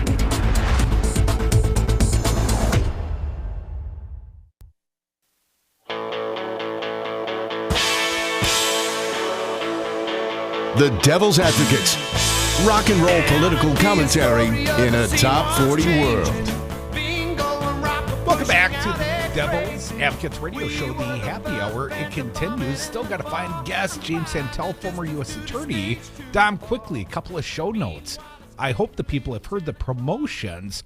We're going to Cedar Rapids, Iowa for the Teamsters Presidential Forum Saturday. It will broadcast live across the Wisconsin Political Talk Network about 2 to 5:30 p.m. A replay on Sunday, and that will be sponsored by the Teamsters Local 344, Teamsters Local 200, and we'll give you a little preview on the show tomorrow. Tom Bennett from Teamsters Local 200 coming in studio tomorrow. Nice. And a little show note for our friend Ken Harwood on Saturdays. If you haven't heard his show, Development Matters, he's got a good get this weekend. Paul Jaden, the former head, the Walker appointee, former head of WEDC, is going to be his fine guest on Saturday morning about 10 o'clock. So tune in. Development Matters, sometimes with excellent guests, like the one we've got in studio, Jim Santelle. Thanks for sticking around. Jim, what comes next? My understanding, another impeachment inquiry hearing on Monday. We'll play it gavel to gavel here on the station. That's correct. We're understanding. But what is the nature of Monday's session, if you know, Jim? It strikes me as largely procedural, and it may strike the American public as unimportant, but it's not. It is significant. 9 a.m., apparently what's going to happen is that Adam Schiff, the chair of the Select Intelligence Committee, is formally going to convey his report, which we all have in hand now, all 300 pages of it, digesting that wildly across America right now. He's going to convey that formally to Jerry Nadler and the Judiciary Committee. And again, they've got this already, but one of the complaints that you may have heard along the way the past couple of days from some of the Republicans on the Judiciary Committee is we don't have all the evidence. We have not seen this. We've got some indications and report of what this all says. Well, all that's being prepared and then been shipped over formally. So it's not an unimportant process, but it's probably not going to reveal a whole lot beyond what we already know. Now, my understanding also there was going to be some presentation by some of the investigators in the Mueller report. Will that happen Monday as well, or is that something different? I'm less clear on that, but I've heard that as well. Okay. And again, going back to the issues that we have talked about a whole lot, I am encouraged by that just because it indicates once again that this is not simply going to be a narrow description in these articles of impeachment. Today, obviously, the Speaker, Nancy Pelosi's officially commissioned the writing of these articles. I assume that they're already underway for a long period of time. But the fact that there is going to be some revisiting of those issues from the Mueller report, including, hopefully, both Russia and also the obstruction pieces, that suggests to me that they're going to include more than just the Ukraine matters in those articles. Jim, my understanding is the minority ranking member on the Judiciary Committee, Doug Collins, a Republican, seeking a minority hearing before there is an impeachment vote. Does the minority, to your understanding, can they force another impeachment hearing for them to bring whatever sort of witnesses and testimony they want to as the minority? Right. It's my understanding that under the rules that were enacted and adopted by the House and by the committee in particular, Adam Schiff making repeated reference to them during the course of his management of the back and forth and the various motions and requests being made to him, that plainly those contemplate a full hearing by all the members of the committee. It is difficult. I can't cite chapter and verse, but it's difficult for me to imagine that a minority part of the committee could convene officially its own proceeding, call witnesses, simply because you're not in control. And that's simply a political reflection of the fact that right now the Democrats are in control of the House. They have got the ability not only to staff all of those committees with members of their party, but also to call the shots, if you will, on when they meet, how they meet, what their agenda is. And that's been the tradition since the first Congress many, many years ago. Jim, so my understanding, the inquiry, the testimony continues on Monday, and then the Judiciary Committee will vote on articles of impeachment to move it to the full House. That vote anticipated, I believe, next Friday. And then on the 18th, they will put the vote before the entire House of Representatives, the articles of impeachment. That does seem like a very fast timeline. If they vote yes, and one must assume the votes are there, there may be a few Democratic defections. There might even be a Republican or two of conscience, but I'm not going to hold my breath. But after the impeachment vote, let's assume it's December 18th, when does it go to a Senate trial? Do they have to move it to the Senate, or can we perhaps wait on the courts a month or two and find out whether we can compel more testimony? It's a great process question, and there are two answers to that. One is that the Constitution doesn't tell us exactly about the timing of this. There are many things that are very important there. It talks about who's got the authority to impeach, who's got the authority to try, who presides over the trial, including the Chief Justice, how that's handled. We know about tradition on these kinds of things, that traditionally it has been within a few weeks or so that there's a chance to put all this together. But it doesn't say. The one thing we do know, of course, is that the Majority Leader, Mitch McConnell, has said recently once again that if there is an impeachment vote, there are articles that are conveyed to the United States Senate, he will conduct that hearing, that trial, if you will. Big question about how that looks, the extent of it. Again, the same kinds of things. Are witnesses called? In what sequence? How are arguments made? What kinds of documentary evidence is presented, including, for example, telephone tolls, other things like that. So lots of questions like that need to be answered by the Senate as it puts together its rules. Certainly Mitch McConnell, if he is to be held to his word, is contemplating that he will conduct a trial within a reasonable amount of time and not simply delay this, for example, until January, or rather to June or July or August, but presumably would conduct something in January, February. The other part of this goes back to your earlier questions, is that we have seen all of these witnesses. I've talked at great length before about the fact that the Mueller report, if it's included in this, it's a prosecution memorandum. You can almost try the case out of of that 400-page document. The Schiff report, again, is very much parallel to it in many, many ways. It describes in the first section the substance of all of this. If you read through any of the wonderful table of contents, the summaries, the executive summaries, the findings of fact that Adam Schiff puts in there, it is parallel to the substance that Bob Mueller put in his. And there's a second portion, again, very much like Bob Mueller's structure, that talks about obstruction and all the things the president did, not only with respect to witnesses, but also declining to permit those witnesses to appear, intimidation of witnesses, as we know as well. So a great deal of symmetry between the two of those, again, depends a huge amount on what those articles do say about what that trial actually looks like in January or perhaps as late as February.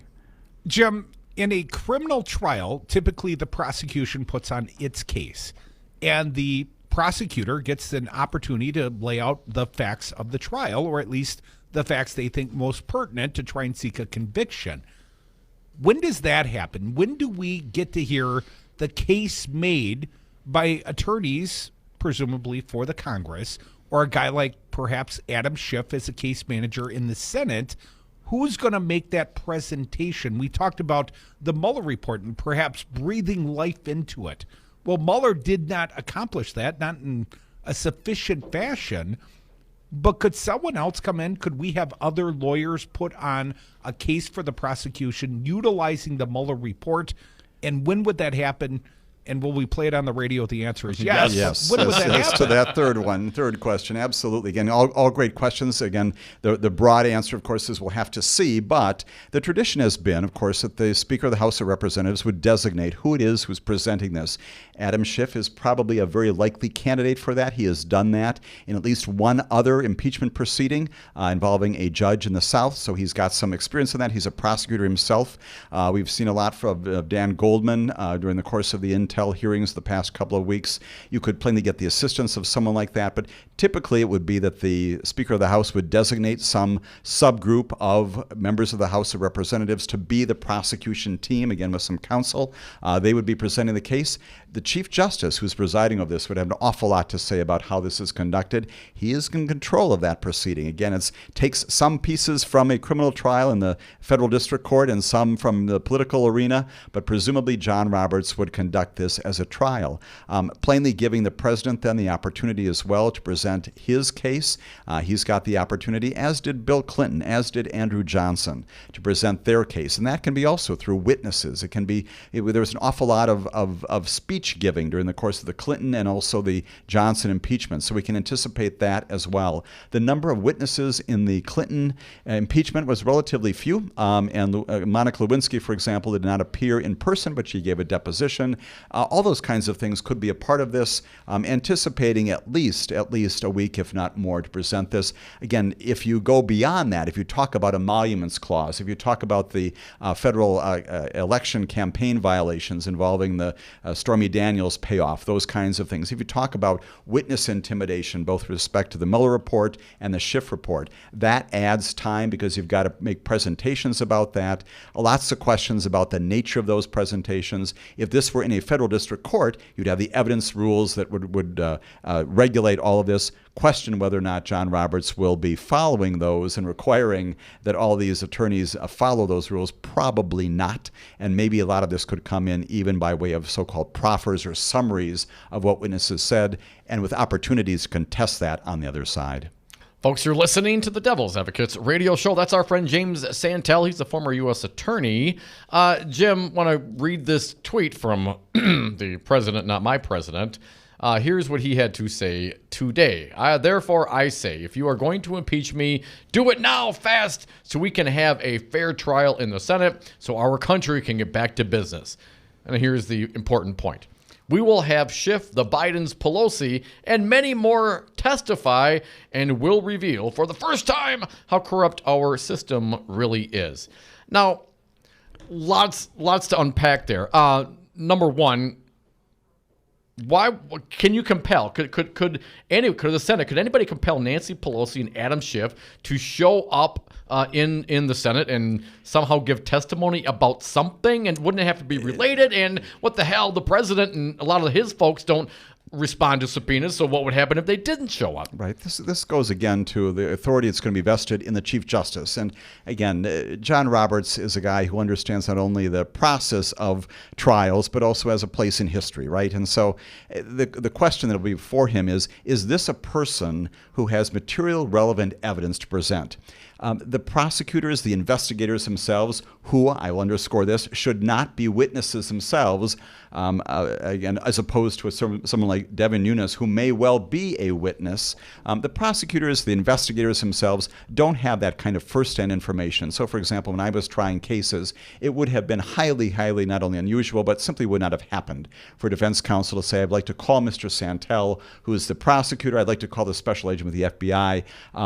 Again, that could happen, but not as direct witnesses. The people who are doing the actual presentation are not the ones who are going to be offering testimony. And I would call upon, anticipate that the Chief Justice would say, no, there's a difference between a fact witness and someone who has simply gone ahead and done their job under the Constitution. Devin Nunes might be different. There may be other fact witnesses who are sitting there on Capitol Hill who may have some specific information because of their engagement with the Ukrainians. If you do have that specific information, then you could be called. There's no indication. Can you be compelled? Again, compelled only if John Roberts says, yes, Adam Schiff, you do have firsthand factual information because, and now I'm making this up, right, you were in Ukraine for this conversation with the prosecutor. You were on the telephone call. You did some other things, engage with Ambassador Sondland. If you've got that direct information, it's not simply a matter of your having investigated and published this report. That doesn't make you a witness. You have to have that direct contact and the direct information. And I would certainly anticipate that with respect to compulsion, that John Roberts, the Chief Justice, would say, no, we're not doing that. That's not Adam Schiff's resume. That's Ron Johnson's resume you're describing right now. But let's could he be compelled? Yeah, let's go there. And again, all great hypothetical questions. The presentation would presumably include what I'll describe as a proffer. Again, it's extraordinary, right, that we not only have people running for the presidency of the United States of America who are going to be sitting as senator jurors in this proceeding. We may, depending upon what our senator tells us about what he knows and doesn't know, perhaps a proffer to the Chief Justice about what that testimony would look like. And he would then have to make a decision once again about whether that's really relevant. Is there someone else who's already testified about that? Does the senator, does Ron Johnson provide a piece of information about a conversation, an event, a transaction with the Ukrainians, with the president, with other people involved, with OMB, with the State Department, the Defense Department, that's really critical and important? And under those circumstances, a judge in a routine circumstance could say, yes, we'll compel that testimony. What about just getting your political adversaries under oath, under questioning? I mean, it seems like, I don't know what Nancy Pelosi or what Trump is thinking when he's tweeting this out, but if Trump wanted to get Crudy on the stand, who determines whether or not Crudy is an actual witness in this case? Right. It underscores again, with all due respect to the president, this tweet is ridiculous, and everyone knows that. And again, and judges, including the Chief Justice, look at all these kinds of things and again ask this fundamental question: what do you bring to the table? And if it is simply an effort to try to attack you politically, to suggest that your motivations are anything other than partisan, that's not helpful to understanding whether or not the president should be removed from office. Now, what about the staffer, Mulvaney, for example, and the president's other attorney, who have court cases right now, trying not to testify, trying to ignore these subpoenas? If this thing goes on a fast track, perhaps those cases would still be in court. Could they be called to a Senate impeachment to testify? Fascinating question, right? So again, some of this may be heading to the Supreme Court, who is in charge of the Supreme John Court? Roberts. It's John Roberts, right across the street from the Capitol building. So you've got that prospect too. Fascinating time to be alive in America, right? As we think through all these possibilities. The trial goes ahead. There are subpoenas issued. I will posit the notion that Adam Schiff is the one who's presenting this on behalf of the House Democrats in support of the articles of impeachment. He appeals to the judge and says, I've got this subpoena. It is from Mick Mulvaney, who's not only the acting chief of staff, but he's the head of the director of OMB. I need him to testify. Why? Because the circumstances of the suspension of the aid to Ukraine, the timing of that, the reasons for that, they're directly material to what was going on. And then presumably sitting as a single judge in charge of this trial, trial, I would say that Chief Justice Roberts has an obligation to rule on that request. Do we enforce that subpoena? Do we compel the director of OMB to come in? The same with all the other witnesses, including John Bolton. All these folks who have these things pending right now could be going up to the Supreme Court while the Chief Justice is himself presiding over the very trial where in another forum they're being asked to testify. So it's fascinating. And again, we don't have I dare say we don't have precedent for this kind of thing. But again, hold on. And what a great time, as I said, at least for civics and even for non-lawyers and certainly for lawyers as well and judges and everyone who's interested in government and judicial process. As troubling and as challenging as this time is, fascinating time to think about all these issues. Now, there was a bold prediction made by Judge Napolitano over on Fox News, and he said today he thinks that Donald Trump will give testimony under oath in his own defense. That seems unlikely to me, Jim, but would that be the greatest day ever?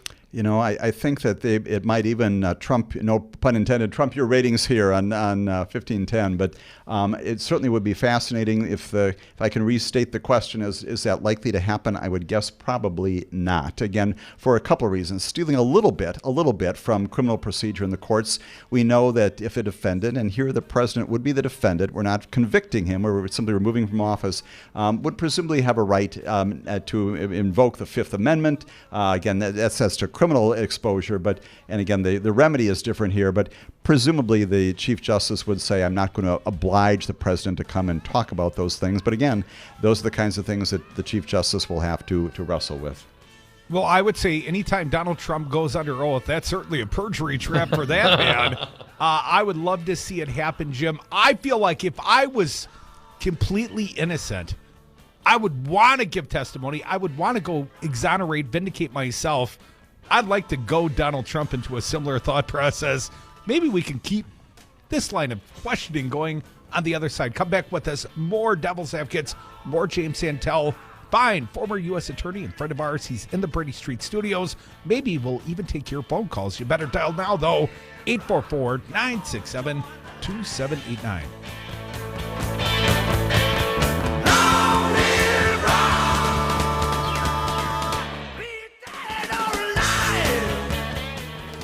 Come on. Do it. Do it! You can't say you're going to do something and not do it. Do it. Do it! Come on! Who's going to do it? You? You, Lieutenant Weinberg? Come on! Do it now! Everybody's doing it. Hi, I'm Kelly, and my family owns Madison Liquidators. As a small business, we understand growing pains. You know, those times in your business where you need more help to increase revenues, but you need more revenue to hire more help? Or you're ready to hire more people but can't figure out where to put them?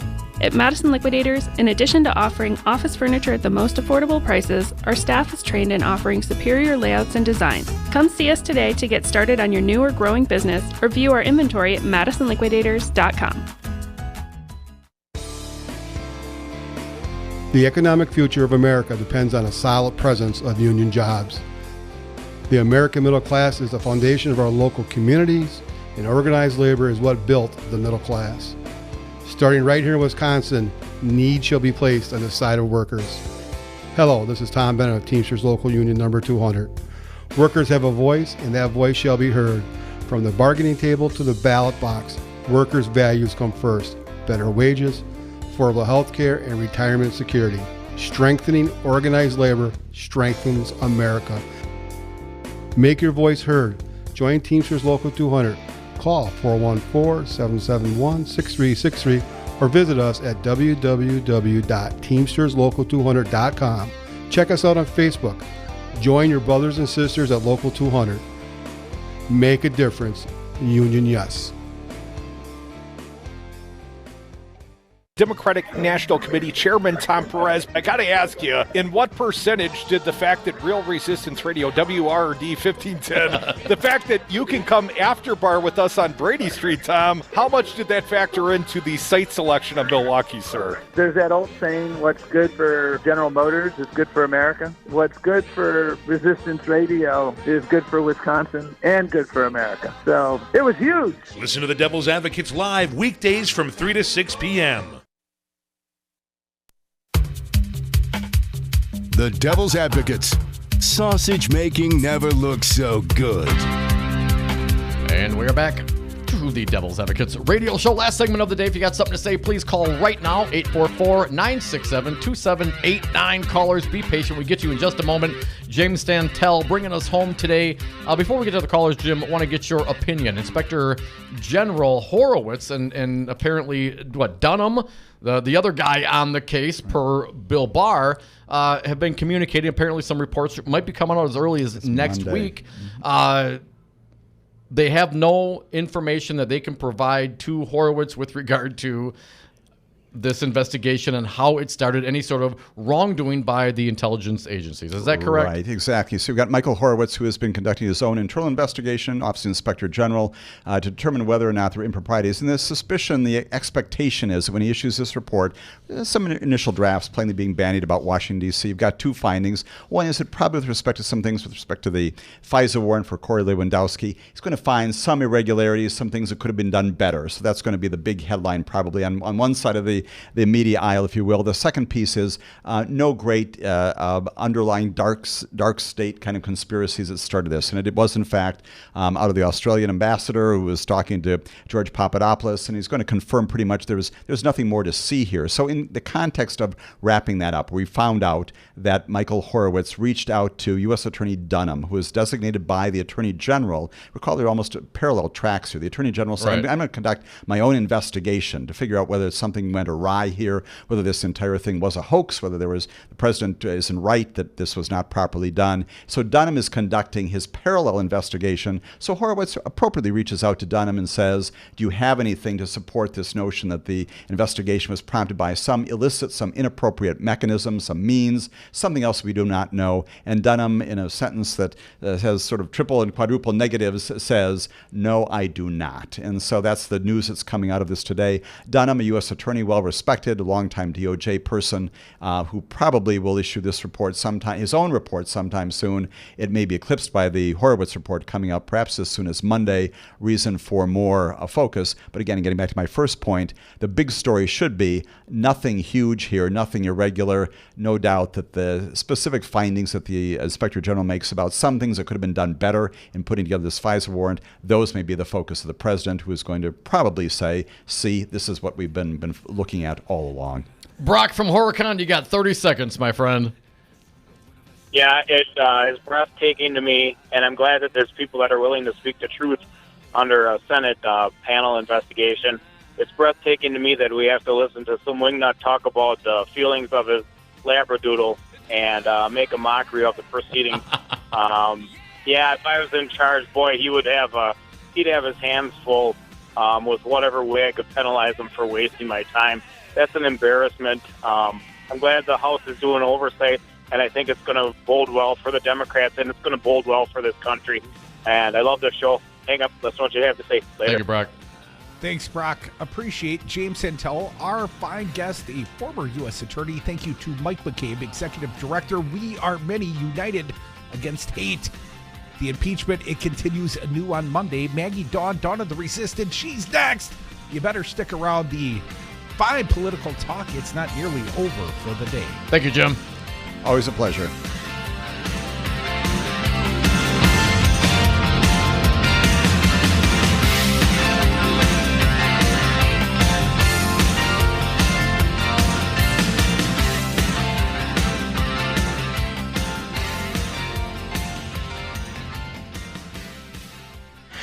That was a hoax, right?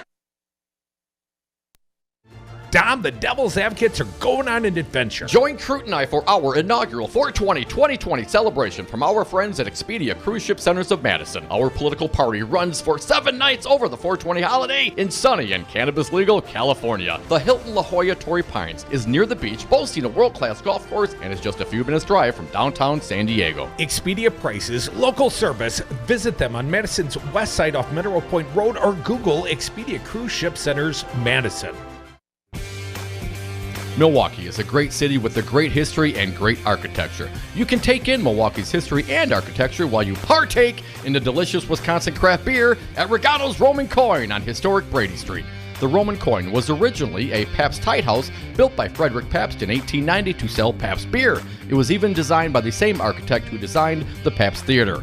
Regano's Roman coin, Milwaukee's historic, pet-friendly, cash-only, order-in classic corner tavern.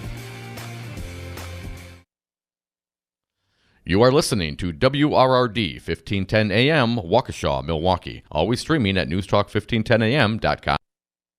Special report, Pelosi recommends impeachment. A historic step taken by Speaker Nancy Pelosi today as she said the House will proceed with articles of impeachment against President Trump. Democratic Congressman Eric Swalwell has this message for the